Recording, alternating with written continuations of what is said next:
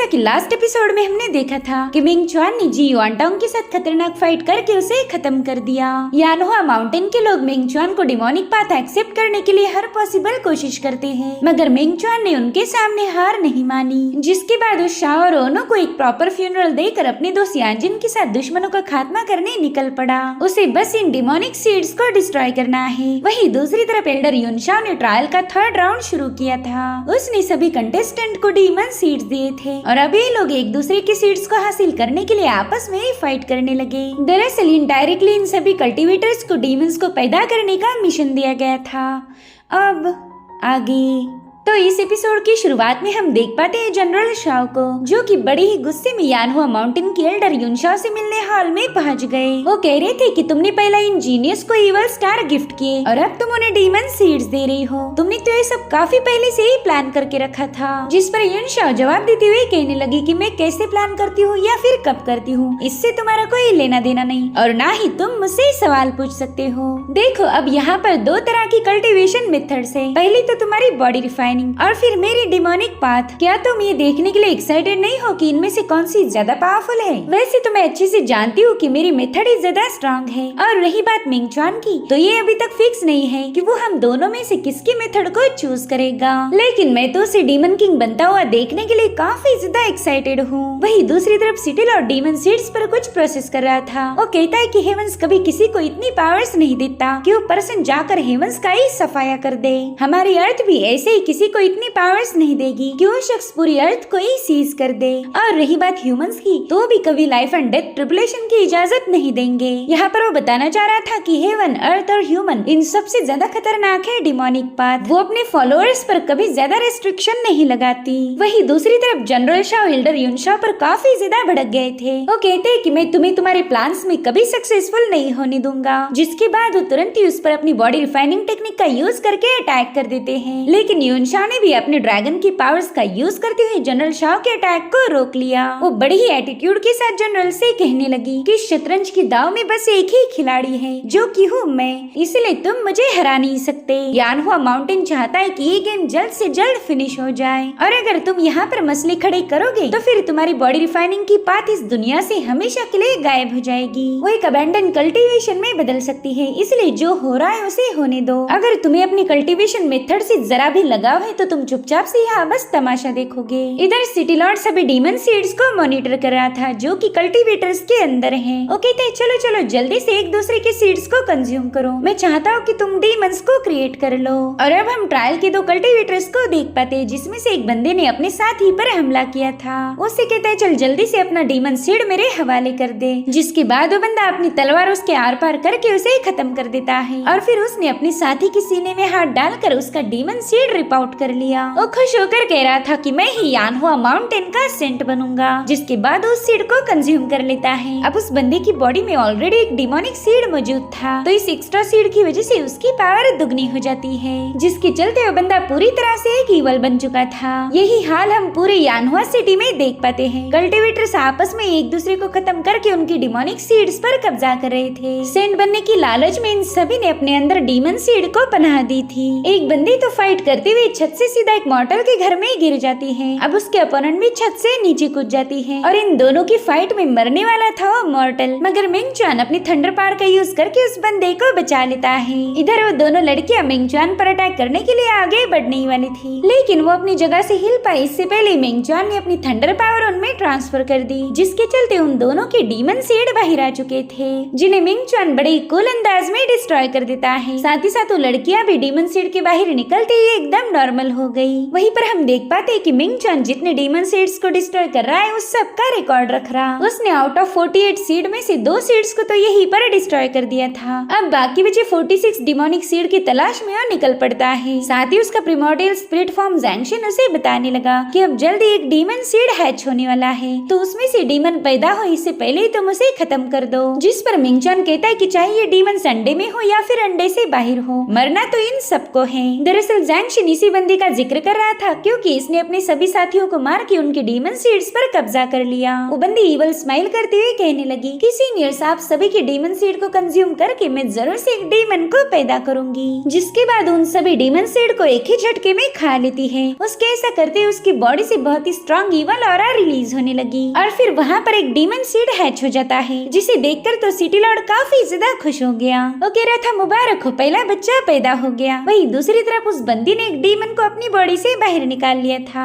यानी कि 5-6 demon seeds के मिलते ही उसमें से एक डीमन पैदा होगा। उस डिमोनिक बच्चे ने तो जाते ही लोगों का खून पीना शुरू कर दिया, साथ ही साथ उनके मांस को नोच नोच के खा रहा था। इधर वो बंदी अपने डीमन का लाड़ करते हुए कहने लगी कि अब तो यानहुआ माउंटेन की सेंट की पोजीशन मेरी होगी। लेकिन उसी वक्त उसे महसूस होता है कि वहाँ पर कोई आ चुका है, इसलिए वो बंदी जल्दी से फाइटिंग पोजीशन में आ जाती है और फिर वहाँ का दरवाजा खोलकर मिंगचान उसके सामने आ गया। वो बंदी कह रही थी, मिंगचान तुम्हें यहाँ देखने की उम्मीद नहीं थी। उसी वक्त डीमन ने अपनी इवल फॉग से वहाँ पर पूरा अंधेरा कर दिया ताकि मिंगचान पर वो स्नेक अटैक कर पाए, मगर गलती से वो डीमन उसकी सोड़ पर ही झपट पड़ा था, जिसके चलते मिंगचान ने एक ही सेकंड में उस डीमन की गर्दन उड़ा दी। लेकिन वो डीमन अभी तक मरा नहीं था, तो मिंगचान ने उस पर एक और हमला कर दिया, जिसके चलते उस डीमन का काम वहीं पर तमाम हो गया। और ये देखकर वो बंदी मिंगचान पर काफी ज्यादा भड़क गई। वो कह रही थी कि तुमने मेरे बच्चे का खून किया है, अब तो मैं तुम्हें जिंदा नहीं छोड़ूंगी। जिसके बाद वो जल्दी से अपने ग्यूकिन को समन करते हुए मिंगचान पर स्लैश अटैक करना शुरू कर देती है,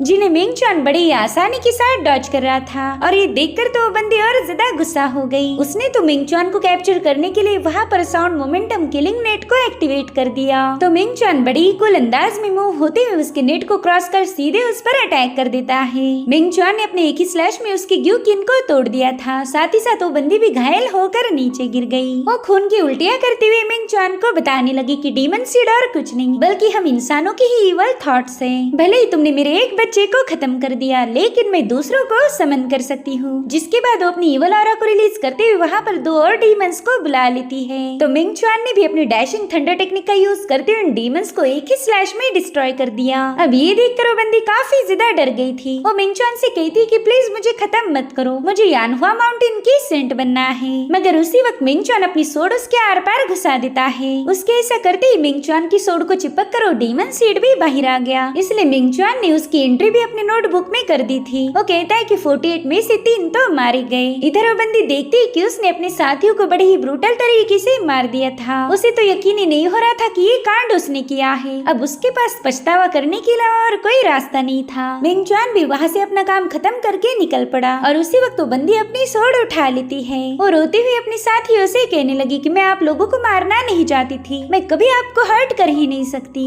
लेकिन मैंने जो आपके साथ किया है उसके बाद मुझे भी जीने का कोई हक नहीं। जिसके बाद वो अपनी गर्दन को काटते हुए खुद की जान दे देती है। मिंगचान को उसकी मौत से जरा भी अफसोस नहीं था। वो कहते हैं चलो 48 में से अब 4 मर चुके हैं, यानी कि मिंगचान के लिए ये लोग बस अब एक नंबर बन चुके हैं। वेल, इस चैप्टर का नाम था मुझे इन सबको पलटना होगा। वही दूसरी तरफ हम कल्टीवेटर्स का एक बहुत बड़ा ग्रुप देखते हैं। वो सभी लोग मिंगचान पर काफी ज्यादा भड़के हुए थे, क्योंकि मिंगचान ने डायरेक्टली डीमन सीड्स को ही एलिमिनेट करना शुरू किया था। कुछ लोग बताते हैं कि मिंगचान के पास एक बहुत ही मिस्टीरियस सोड है, जिसका यूज करके वो बस डीमन सीड को ही टारगेट बना रहा। उसने बाकी कल्टीवेटर्स को कोई नुकसान नहीं पहुंचाया, मगर उन्हें ये समझ नहीं आ रहा था कि मिंगचान डीमन सीड्स को डिस्ट्रॉय करके साबित करना क्या चाहता है। तो वो लोग काफी कुछ सोचने के बाद इस कंक्लूजन पर पहुंचे कि मिंगचान उनकी ट्रायल में इंटरफेयर कर रहा। मिंगचान नहीं चाहता कि वो लोग एक सेंट बने, इसीलिए तो उसने बस डीमन सीड्स को ही टारगेट किया है। वही दूसरी तरफ मिंगचान की मुलाकात हुई उसके दोस्त इमॉर्टल यान से।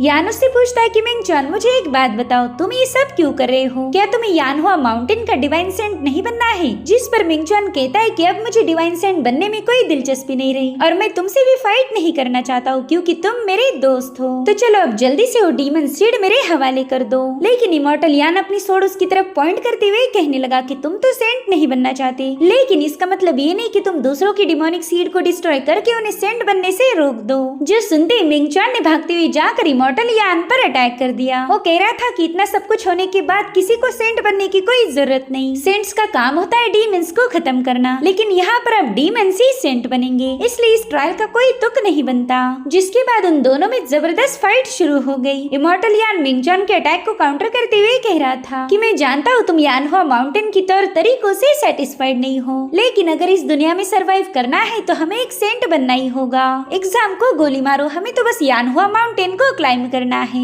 मिंग चुआन तो इतने आसानी से इमॉर्टल यान को हरा नहीं सकता था क्योंकि वो काफी ज्यादा पावरफुल है और ये बात यान भी अच्छे तरीके से जानता है कि वो मिंग चुआन को हरा नहीं पाएगा। इसलिए वो तुरंत ही हवा में फ्लाई करते हुए अपनी फाउंडेशन टेक्निक को एक्टिवेट कर देता है। उसके ऐसा करते ही वहाँ पर रेड कलर की ऑरा रिलीज होने लगी। साथ ही साथ उसके स्पीयर में भी अब वो सारी पावर समा चुकी थी, जिसके बाद वो ब्लड ड्रिंकिंग रेन टेक्निक का यूज करते हुए मिंग चुआन पर फायर बॉल की बारिश करने लगा, जिससे वहाँ पर मुसलसल ब्लास्ट होने लगे और थोड़ी देर में सब कुछ शांत हो जाता है। तो इमॉर्टल यान भी नीचे आ गया। वो देखता है कि मिंग चुआन पर उसकी मूव का कोई असर नहीं हुआ था और अब अटैक करने की बारी मिंग चुआन की थी। उसने अपनी ऑटम लीव टेक्निक का यूज करते हुए इमॉर्टल यान पर मल्टीपल अटैक करना शुरू कर दिए। वेल इस मूव की स्पेशलिटी थी उसकी स्पीड, जिसके चलते इमॉर्टल यान तो मिंग चुआन को ढूंढ भी नहीं पा रहा था। तो इमॉर्टल यान भी अपनी फाउंडेशन टेक्निक को एक्टिवेट करते हुए मिंग चुआन से कहने लगा कि हम सभी लोग कॉमन हैं, हमारे पास इनकी बात मानने के अलावा और कोई ऑप्शन नहीं। अब देखते ही देखते उस पूरी जगह पर रेड पंखुड़ियां बिखरने लगती है और फिर इमॉर्टल यान ने अपने बेसिक पोस्चर को भी समन कर लिया,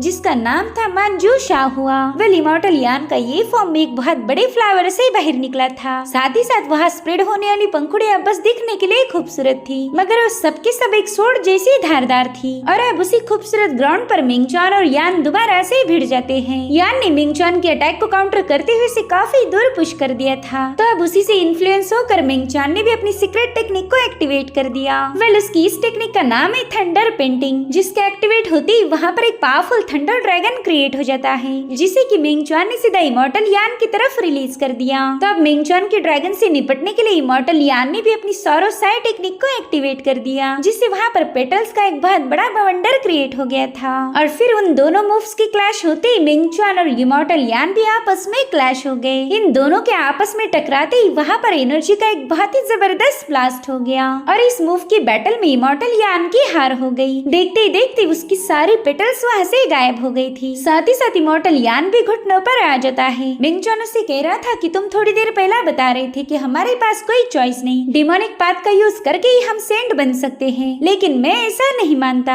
हमारे पास अभी भी एक ऑप्शन है, जिस पर इमॉर्टल यान कहता है कि शायद तुम बॉडी रिफाइनिंग मेथड की बात कर रहे हो। जिस पर मिंग चुआन कहने लगा कि तुमने आज तक मुझ पर यकीन किया है, क्या तुम एक आखिरी बार मुझ पर ट्रस्ट कर पाओगे? तो इमॉर्टल यान जवाब देते हुए कहने लगा कि तुम्हें उन लोगों ने इतना पुश किया कि तुम अब पूरी तरह से अकेले पड़ गए हो। मुझे नहीं पता कि इसमें गलती यानहुआ माउंटेन की है या फिर तुम्हारी, लेकिन मैं इतना तो जानता हूँ कि तुम बेवजह इतना बड़ा मसला खड़ा नहीं करोगे। और फिर इमॉर्टल यान अपना डीमन सीड मिंग चुआन की तरफ टॉस कर देता है, जिसे मिंग चुआन ने तुरंत ही डिस्ट्रॉय कर दिया। मिंग चुआन हैरान होकर कह रहा था कि मुझे तो लगा था कि तुमने इस सीड को कंज्यूम किया होगा, लेकिन तुमने तो बस इसे अपने पास रखा। जिस पर यान जवाब देते हुए कहने लगा कि मैं कोई बेवकूफ नहीं जो इतनी घटिया चीज को कंज्यूम करूंगा। जब मुझे डीमन सीड मिला था तभी मैंने इसे अपनी स्टोरेज बैग में रख दिया, क्योंकि मैं जानता हूँ कि इसके पीछे यानहुआ माउंटेन की एक बहुत बड़ी साजिश है। साथ ही मुझे मेरी खुद की सोच और फीलिंग्स पर भरोसा है। कुछ सालों पहले जब मैं क्लिफ की एज पर था, तब मुझे मेरे कॉन्शियस माइंड से एक आवाज आई जो मुझे बता रही थी कि इस क्लिफ से नीचे गिरने से ही मैं सरवाइव कर पाऊंगा। तो मैंने उस आवाज पर भरोसा करके सीधा क्लिफ से नीचे जंप लगा दी और फिर उसी दिन से मैं इमॉर्टल बन चुका था।